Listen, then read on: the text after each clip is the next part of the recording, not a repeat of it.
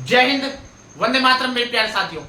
आज फाइनली वो दिन आ चुका है जब जॉइंट टेरिटोरियल आर्मी .gov.in जो इसकी ऑफिशियल वेबसाइट है अब वो चलना स्टार्ट हो गई है, क्योंकि आप बेसब्री से इंतजार कर रहे थे कि जॉइंट टेरिटोरियल आर्मी की वेबसाइट पर कब आपका नोटिफिकेशन डाला जाए, जिससे कि पूरी तरह से मोहर लग जाए कि टेरिटोरियल आर्मी की भर्ती होने वाली है।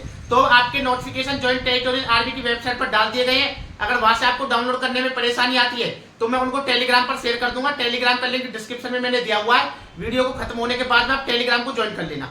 और इस वीडियो को मैं बना रहा हूँ आपके डॉक्यूमेंट्स को लेकर के, क्योंकि बर्थ सर्टिफिकेट को लेकर के और साथ ही जो आपके 20 पासपोर्ट साइज फोटो है उनको लेकर के काफी ज्यादा बच्चे मेरे पास मैसेज कर रहे हैं कि सर, क्योंकि फोटो के बारे में भी डिटेल में दिया हुआ, साथ में आपका जो बर्थ सर्टिफिकेट है उसके बारे में दिया हुआ है। क्योंकि काफी सारे ज्यादातर मैं बता दूं 80% बच्चे ऐसे जिनके पास की बर्थ सर्टिफिकेट है ही नहीं। और कुछ यूट्यूबर क्या है कि बोल रहे हैं कि बर्थ सर्टिफिकेट बनवा लो, तो आपको बर्थ सर्टिफिकेट बनवाने की बिल्कुल भी जरूरत नहीं है। ऐसा मैं इसलिए बोल रहा हूँ क्योंकि बर्थ सर्टिफिकेट नहीं है तो भी आप भर्ती देख सकते हो, आपको कोई बाहर नहीं करेगा। और इस वीडियो के माध्यम से और जो आपके बच्चे कुछ डॉक्यूमेंट है उनके बारे में बताऊंगा कौन सा डॉक्यूमेंट आपको कहां से बनवाना है। इसलिए आप इस वीडियो को पूरा देखना, बिल्कुल भी स्किप मत करना, क्योंकि अगर स्किप कर देते हो तो हो सकता है आपको डॉक्यूमेंट वेरिफिकेशन में बाहर कर दिया जाए। तो इसलिए पूरा वीडियो को देखना। अगर आप चैनल पर पहली बार आए तो चैनल को सब्सक्राइब करके वीडियो को लाइक कर दे, जिससे आने वाली सभी भर्तियों संबंधित अपडेट आपको मिल सके। शुरुआत करते हैं डॉक्यूमेंट्स के बारे में। सबसे पहले इसमें दिया हुआ बर्थ सर्टिफिकेट। बर्थ सर्टिफिकेट में लिखा हुआ है birth certificate issued by registrar of death and birth and death, यानी कि आपको उस रजिस्ट्रार से रजिस्टर होना चाहिए जो आपकी डेथ सर्टिफिकेट बनाता है और बर्थ सर्टिफिकेट बनाता है। तो आपको क्या है कि बर्थ सर्टिफिकेट की जरूरत नहीं है, क्योंकि इसमें एक लाइन और लिखी है 10th class board certificate showing date of birth. अगर आपकी 10वीं की मार्कशीट में आपकी डेट ऑफ बर्थ शो हो रही है तो आपको क्या है कि बर्थ सर्टिफिकेट की जरूरत नहीं है। जैसे जो आपकी 10वीं की मार्कशीट है या 8वीं की मार्कशीट है, 12वीं की मार्कशीट है, जिस भी अगर आप मार्कशीट से भर्ती देखते हो उस मार्कशीट के ऊपर अगर आपकी डेट ऑफ बर्थ दी हुई है तो आपको बर्थ सर्टिफिकेट की जरूरत नहीं है बिल्कुल भी। तो आपकी बर्थ सर्टिफिकेट के तौर पर आपकी भी मार्कशीट चल जाएगी।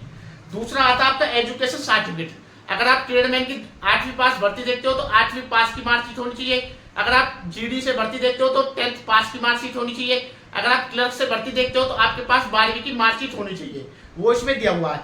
उसके बाद में अगला आ जाता है 8th पास के बारे में। 8th पास सर्टिफिकेट, अगर आप 8th पास से भर्ती देखते हो तो आपके पास 8वीं पास की टीसी, 8वीं पास की तो मार्कशीट चाहिए। उसके साथ में स्कूल का जो ट्रांसफर सर्टिफिकेट होता है वो भी आपके पास होना अनिवार्य होना चाहिए, यानी कि टीसी भी आपके पास होनी चाहिए। उसके बाद आ जाता है डोमिसाइल।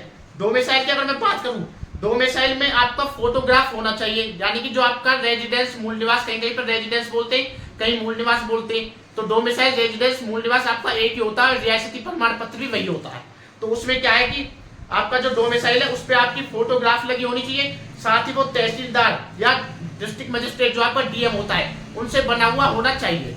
तीसरा आ जाता है आपके पास कास्ट सर्टिफिकेट या ट्रिब्यू, और अगला कम्युनिटी सर्टिफिकेट, यानी कि आपकी जाति प्रमाण पत्र जो आपका है वो आपको बनवाना है। वो आपका कहां से बना हुआ होना चाहिए? वो आपका तहसील से या तो सब डिवीजन ऑफिसर एसडीएम जो होता है उसके थ्रू बना होना चाहिए, या फिर डिस्ट्रिक्ट मजिस्ट्रेट जो होता है, या फिर आपका तहसीलदार, इनके द्वारा बना हुआ होना चाहिए आपका कास्ट सर्टिफिकेट। अब आता है रिलीजन सर्टिफिकेट। रिलीजन सर्टिफिकेट की आपको जब जरूरत पड़ेगी जब आपके क्या है कि कास्ट सर्टिफिकेट पे आपका रिलीजन लिखा हुआ नहीं हो।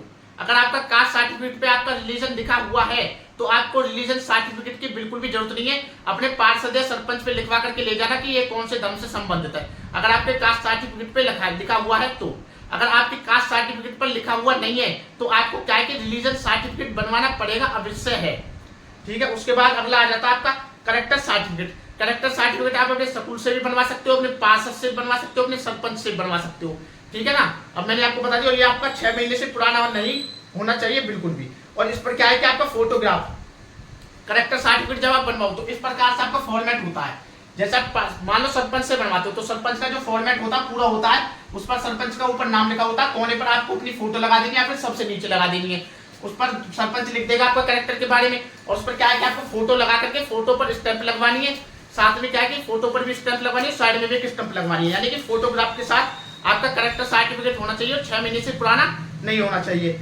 उसके बाद आ जाता है मैरिड या अनमैरिड, वो सर्टिफिकेट भी आपको चाहिए। मैरिड या अनमैरिड जो आपका सर्टिफिकेट है वो भी आपको चाहिए होगा। ठीक है। और इसमें भी आपको मैं बता दूं, ये आपके कहां से बनेगा? म्युनिसिपल कॉर्पोरेशन, यानी पार्षद या सरपंच से आप इसको बनवा सकते हो, और ये भी आपका 6 महीने से पुराना नहीं होना चाहिए। फिर आपका रिलेशनशिप सर्टिफिकेट।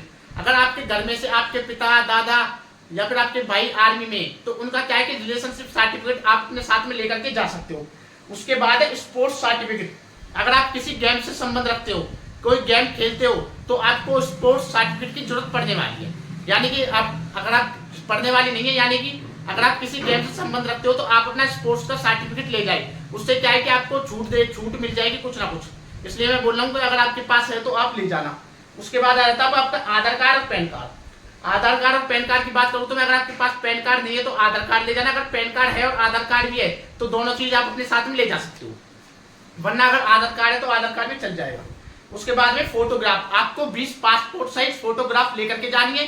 फोटोग्राफ का जो पीछे का बैकग्राउंड है वो क्लियर होना चाहिए, और साथ ही जो आपका फोटोग्राफ है वो फोटोग्राफ वाला जो वो आता है ना, पेज आता है जो फोटोग्राफ वाला जिसपे आप फोटो निकालते हैं, जो हार्ड सा पेज होता है, बिल्कुल हार्ड सा प्लास्टिक का सा, उसी के ऊपर आपका फोटो होना चाहिए और 3 महीने से पुराना नहीं होना चाहिए। इस बात का आपको अवश्य ध्यान रखना है, ठीक है ना।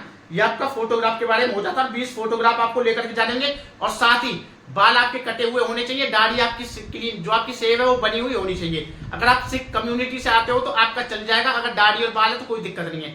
लेकिन अगर आप किसी और कम्युनिटी से आते हो, हिंदू धर्म से आते हो या मुस्लिम धर्म से आते हो, तो आपकी क्या है कि दाढ़ी बनी हुई होनी चाहिए, यानी कि बिल्कुल क्लीन होनी चाहिए, और आपके बाल भी छोटे छोटे होने चाहिए, इसमें क्लियर ये मेंशन किया हुआ है। ये सभी डॉक्यूमेंट्स आपको अपने साथ में लेकर के जाने हैं, ठीक है। मैंने आपको सारा डिटेल में बिल्कुल बता दिया है। और आप ध्यान रखना, आपकी वेबसाइट चलना स्टार्ट हो गई है टेरिटोरियल आर्मी की, वहां से आप अपने नोटिफिकेशन डाउनलोड कर सकते हो। अगर आपको कहीं से नहीं मिल रहा तो वहां पर भी आप अपना चेक कर सकते हो।